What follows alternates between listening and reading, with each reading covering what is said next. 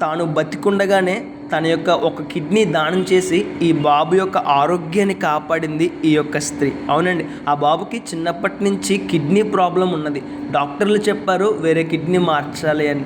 తల్లిదండ్రుల యొక్క కిడ్నీ సరిపోతుందా అంటే అది సరిపోలేదు. ఎప్పుడైతే ఈ విషయం ఈ స్త్రీ తెలుసుకుందో, తన యొక్క ఫ్రెండ్ కుమారుడైన ఆ బాబు యొక్క ఆరోగ్యాన్ని కాపాడడానికి తాను బతికుండగానే ఒక కిడ్నీ దానం చేసింది. ఎంత గొప్ప త్యాగమో కదా. అవయవదానం ఎంతో గొప్పదండి. ఎందుకంటే అవయవాలు ఒకసారి పోతే మళ్ళా రావు.